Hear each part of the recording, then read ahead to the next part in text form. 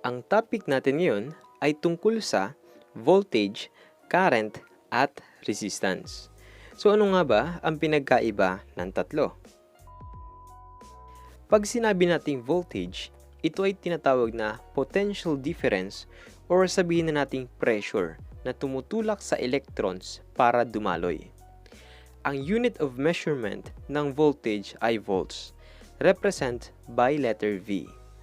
Samantalang yung current naman ay tumutukoy sa pagdaloy or pag-agos ng electron sa circuit. Ang unit of measurement ng current ay ampere, represent by letter A. At syempre, kung mayroong tagatulak, mayroon ding tagapigil. At dyan papasok ang resistance. So pag sinabi nating resistance, ito yung tagapigil ng agos ng current. At ang unit of measurement na ginagamit sa resistance ay ohms, represent by Greek letter omega. So para mas lalo nating maintindihan ang tatlo, idaan natin sa tinatawag na water analogy. Ihahalin tulad natin yung current, voltage, at resistance sa pagdaloy ng tubig. So sa simpleng presentation na ito, mas lalo nating maiintindihan ang workflow ng tatlo.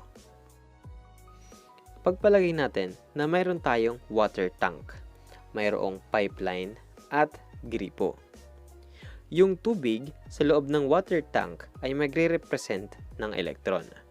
Samantalang yung pressure sa loob ng water tank ay magre-represent ng voltage. At yung gripo naman ay magsisilbing resistance. Ngayon naman, try natin na buksan ang gripo. Kung makikita nyo, unti-unting dumadaloy yung tubig. At ang tawag sa pagdaloy ng tubig na yan ang tinatawag natin na current. Ngayon naman, luluwagan natin yung pagkakasara ng gripo. Kung mapapansin nyo, habang niluluwagan natin ang gripo, mas lalo ding dumadami ang daloy ng tubig. Ganon din sa electronics. Habang bumababa ang resistance, maraming current ang dumadaloy. Samantalang kapag tumataas ang resistance, less current will flow.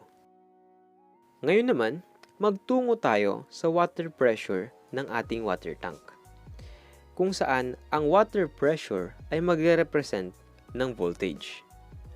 Pagpalagay natin na dinamihan natin ang tubig sa loob ng water tank. At ang magiging resulta, tataas ang kanyang water pressure. So kapag mataas ang water pressure, malakas din ang pagdaloy ng tubig. Ngayon naman, babaan natin ang laman ng tubig sa loob ng ating water tank. At ang magiging resulta, bababa ang water pressure. So kapag mababa ang water pressure, hihina din ang pagdaloy ng tubig. Sa madaling salita, kapag tumataas ang voltage, tumataas din ang current. At kapag bumababa ang voltage, bumababa din ang current. At yan ay napatunayan din ng isang German physicist na nagngangalang George Simon Ohms na nag-develop ng formula na Ohm's Law. Ayon sa kanya, current is directly proportional to voltage and inversely proportional to resistance. So itatalakay na lang natin ang Ohm's Law after this video.